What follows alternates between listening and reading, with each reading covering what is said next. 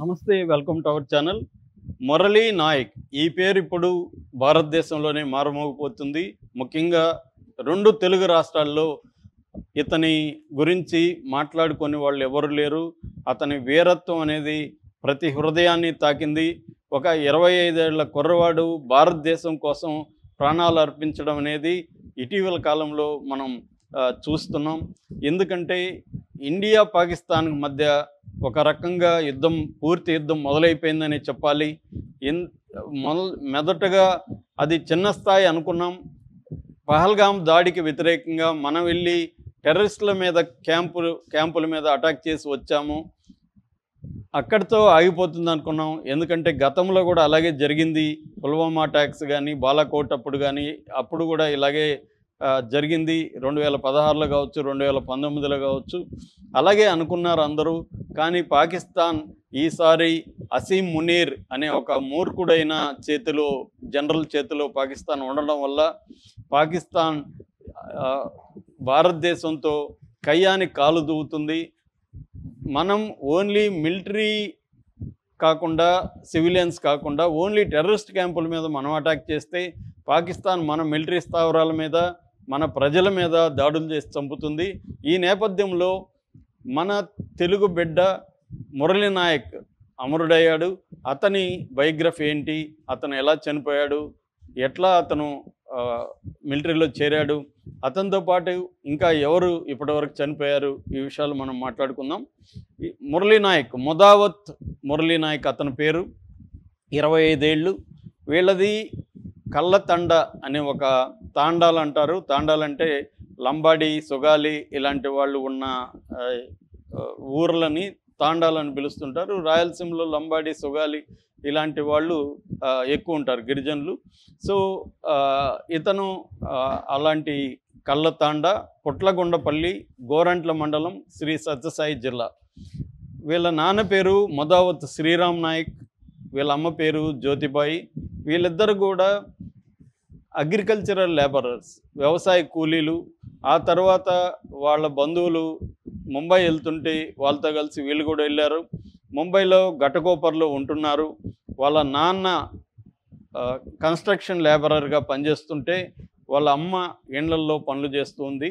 అలాగా వీళ్ళిద్దరు కూడా ముంబైలో ఉంటే, ఈ అబ్బాయి మాత్రం వాళ్ళ అమ్మమ్మ ఊరు దగ్గర నాగినాయన చెరువు తాండా, సోమదేవపల్లి మండలంలో నాగినాయన చెరువు తాండాలో వాళ్ళ అమ్మమ్మ దగ్గర ఉంటూ అక్కడే విజ్ఞాన్ స్కూల్లో చదువుకున్నాడు, హై స్కూల్ వరకు. దాని తర్వాత అనంతపురంలో హాస్టల్లో ఉంటూ ఇంటరు, డిగ్రీ అక్కడ కంప్లీట్ చేశాడు.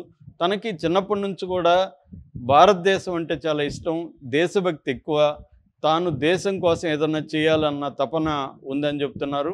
దాని తర్వాత తనకి ఇంటర్మీడియట్ టైంలోనే ఆర్మీలో చేరాలనే ఒక కోరిక కలిగింది అని చెప్పారు. అది వాళ్ళ అమ్మ నాన్నకి చెప్తే వాళ్ళిద్దరూ కూడా వద్దని చెప్పారు. వద్దు నాన్న, నువ్వు ఆర్మీలు అంటే రిస్క్ ఉంటుంది, నువ్వు మాకు ఒకే కొడుకు, నువ్వు మా కళ్ళ ముందు ఉండాలి, నువ్వు ఎక్కడుంటావో తెలియదు అని చెప్తే కూడా వాళ్ళని కన్విన్స్ చేసి పట్టు వదలకుండా అతను ఎన్నో కష్టాలకి తట్టుకొని ఆర్మీలో జాయిన్ అయ్యాడు.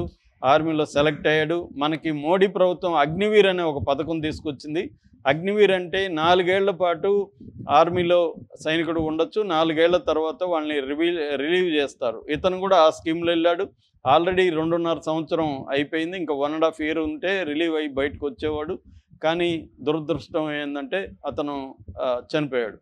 సో ఫస్ట్ నాసిక్లో, డియోలాల దగ్గర నాసిక్లో ట్రైనింగ్ అయింది. దాని తర్వాత ఫస్ట్ పోస్టు సిక్కింలో వచ్చింది. దాని తర్వాత పంజాబ్కి వెళ్ళాడు. దాని తర్వాత జమ్మూ కాశ్మీర్కి వెళ్ళాడు. అయితే వీళ్ళ అమ్మ నాన్నకి తాను జమ్మూకు కాశ్మీర్లో పనిచేస్తున్నట్టు చెప్పలేదు. పంజాబ్లోనే ఉన్నానని వాళ్ళ అమ్మ నాన్నకి చెప్పారు. వాళ్ళ అమ్మ నాన్న ఎన్నో కళ్ళగన్నారు. ఈ అబ్బాయి కోసం ఊళ్ళో ఒక ఇల్లు కట్టుకున్నారు, చిన్న ఇల్లు. ఈ అబ్బాయికి పెళ్లి చేద్దామనే ఉద్దేశంలో ఉన్నారు. ఈ లోపల జాతర జరిగితే మొన్న జాతర చూడడం కోసం ముంబై నుంచి వచ్చారు. జాతరలో మంచిగా అందరు బంధువులతో కలిసి పండుగ చేసుకున్నారు, ఆనందంగా ఉన్నారు. ఇంతలో ఈ దుర్వార్త తెలిసింది. నిన్న 9 గంటలకి అక్కడ కాశ్మీర్ దగ్గర, ఎల్ఓసి దగ్గర, ఉరీ ఏరియాలో ఇతను వీళ్ళ ఆఫీసర్ వీళ్ళ నాన్నకు ఫోన్ చేశాడు, ఇలాగ మీ అబ్బాయికి పాకిస్తాన్ వాళ్ళు వేసిన బుల్లెట్లు షెల్స్ తగిలాయి, మేము కాపాడడానికి ట్రై చేశాం కానీ అతను కాపాడలేకపోయాం, చనిపోయాడనే వార్త చెప్తే వాళ్ళు తల్లిదండ్రులు మున్నీరు అవుతున్నారు. సో ఆ విజువల్స్ అంతా కూడా బయటకు వచ్చాయి. సో వాళ్ళ నాన్న మీడియాతో మాట్లాడాడు. మొన్ననే గురువారం వీడియో కాల్ చేసి అమ్మని నాన్నని పలకరించాడు. అమ్మ తిన్నావా, భోంచేసావా అని అడిగాడు. నాన్న నువ్వు ధైర్యంగా ఉండండి అని చెప్పాడు అని చెప్తున్నారు. తాను 3 నెలలకు ముందు వచ్చి కూడా 20 రోజులు వీళ్ళతో హ్యాపీగా గడిపి వెళ్ళాడని చెప్తున్నారు. సో పెళ్లి చేద్దామని వాళ్ళు అమ్మాయిని వెతుకుతున్నారు, ఇల్లు కట్టారు. ఎన్నో కలలు కన్నాము మా కొడుకు గురించి, ఉన్నది ఒకే కొడుకు మాకు ఇష్టం లేకపోయినా అతని కోరిక మేరకు మేము పంపించాము, కానీ ఈ దారుణం జరుగుతుందని అనుకోలేదని చెప్తున్నారు. ఈ లోపల డెడ్ బాడీ అయితే ఈరోజు రాబోతుంది. అధికారిక లాంఛనాలతో అతనికి ప్రభుత్వమే అంత్యక్రియల్ని నిర్వర్తిస్తుందని చెప్తున్నారు. ఆల్రెడీ చంద్రబాబు గారు ఖండించారు, తర్వాత లోకేష్ ఖండించాడు, జగన్ ఖండించాడు, పవన్ కళ్యాణ్ ఖండించాడు. జగన్ ఈరోజు వెళ్తున్నట్టుగా కూడా చెప్తున్నారు. సో అట్లాగే అక్కడ మంత్రి సవితమ్మ, ఆమె బీసీ సంక్షేమ శాఖ మంత్రి, ఆమె వెళ్ళి వాళ్ళని ఓదార్చి ఆమె వంతుగా 5 లక్షల రూపాయల చెక్ని వాళ్ళకి గిఫ్ట్గా ఇచ్చేసి వచ్చింది.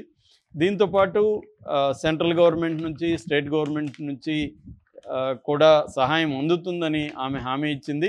కాకపోతే ఈ విషయంలో సెంట్రల్ గవర్నమెంట్ మీద విమర్శలు ఉన్నాయి. గతంలో కొంతమంది ఇలా చనిపోతే కొంతమందికి సరైన ఇచ్చిన హామీలు నెరవేర్చలేదని అంటున్నారు. ముఖ్యంగా పుల్వామా దాడిలో 40 మంది సిఆర్పిఎఫ్ జవాన్లు చనిపోయినప్పుడు వాళ్ళకి ఆర్థికంగా సహకారం అందింది, కానీ వాళ్ళ కుటుంబంలో ఉద్యోగాలు కానీ వాళ్ళ కుటుంబంలో పిల్లల్ని చదివించడం అనే కార్యక్రమం కానీ ఇలాంటివి చేయలేదు అనే ఒక విమర్శలు ఉన్నాయి. అట్లాగే వాళ్ళకి సంబంధించి అమరవీరులుగా వాళ్ళని డిక్లేర్ చేయలేదనే విమర్శలు కూడా వస్తున్నాయి. ఇప్పటికి కూడా వాళ్ళని అమరవీరులుగా డిక్లేర్ చేయలేదు. దానివల్ల రావాల్సిన గౌరవం కావచ్చు, లేకపోతే ఇతర బెనిఫిట్లు కావచ్చు వాళ్ళకి అందట్లేదు అని చెప్తున్నారు. రోహితాష్ లాంబీ అని ఆయన తన భార్యకి ఉద్యోగం, ఆయన చనిపోతే ఆయన భార్యకి ఒక టెక్నికల్ రీజన్ చెప్పి ఉద్యోగం ఆపేశారని చెప్తున్నారు. కానీ మన తెలంగాణలో ఆ మధ్య కల్నల్ సంతోష్ చనిపోయినప్పుడు మాత్రం ఆయన భార్యకు డిప్యూటీ కలెక్టర్ పోస్ట్ ఇచ్చారు. అట్లాగా ఇప్పుడు వీళ్ళ తల్లిదండ్రులు కూడా మేము మా కొడుకు మీద ఆధారపడి బతుకుతున్నాము, మాకు ఏజ్ అయిపోయింది, మేము కష్టపడే పరిస్థితి కూడా లేదు, మమ్మల్ని ఎలా ఆదుకుంటారో నేను ఈ దేశానికే వదిలేస్తున్నానని వాళ్ళ నాన్న అంటున్నాడు. నా కోరిక ఒకటే, మా కొడుకు యొక్క స్టాచ్యూ ఇక్కడ పెడితే ఆ స్టాచ్యూకి ఎవరైనా సెల్యూట్ చేస్తే నాకు చూడాలని ఉంది అని ఆయన చెప్పారు. సో దీనికి సంబంధించి చంద్రబాబు ప్రభుత్వం తగిన ఆర్థిక సహాయం అందించడం కూడా అవసరం. ఏదేమైనా ఇతను చరిత్రలో నిలిచిపోతాడు. ఎందుకంటే మనకి ఈ ఆపరేషన్ సింధూర్లో భాగంగా ప్రాణాలు అర్పించిన వాళ్ళల్లో ఇతని మొదటి వరుసలో ఉంటాడు. అయితే ఈరోజు ఇది జరిగిన తర్వాత ఈరోజు మార్నింగు అక్కడ రాజౌరి పట్టణ అడ్మినిస్ట్రేటివ్ డెవలప్మెంట్ ఆఫీసర్ ఆయన చనిపోయారు. ఆయన ఇంటి మీద పాకిస్తాన్ సైన్యం బాంబులేశారు, ఆయన చనిపోయారని చెప్తున్నారు. రాజ్ కుమార్ తప్ప ఆయన పేరు. ఆయన మొన్ననే డిప్యూటీ సీఎం పర్యటనలో కూడా పర్యటించాడు. ఆ ఏరియాలో కాశ్మీర్ డిప్యూటీ సీఎం వెళ్ళినప్పుడు, అట్లాగే సీఎం ఒమర్ అబ్దుల్లాతో ఆన్లైన్ సమావేశంలో కూడా పాల్గొన్నాడు, ఆయన కూడా చనిపోయాడు. ఇలాగా మిలిటరీ పరంగా మన వాళ్ళు ఎక్కువ క్యాజువాలిటీస్ అయితే లేవు, కానీ ప్రజలే ఎక్కువ మనకి అక్కడ చనిపోతున్నారు. కానీ పాకిస్తాన్ మెల్లమెల్లగా దాడుల్ని పెంచుతుంది. మనం అక్కడ మిలిటరీ వాళ్ళ మీద మనం ఇప్పటివరకు టార్గెట్ చేయలేదు, కానీ పాకిస్తాన్ మన మిలిటరీ మీద, మన పౌరుల మీద, గ్రామాల మీద, ఇండ్ల మీద దాడులు అనేవి పెంచుతుంది. దీనికి ప్రతీకారంగా మనం కూడా అక్కడ 3 ఎయిర్ బేసుల్ని ధ్వంసం చేసాం. ఇప్పుడు ఫుల్ ఫ్లెడ్జ్డ్ వార్ స్టార్ట్ అయ్యే అవకాశం ఉంది. అక్కడ కూడా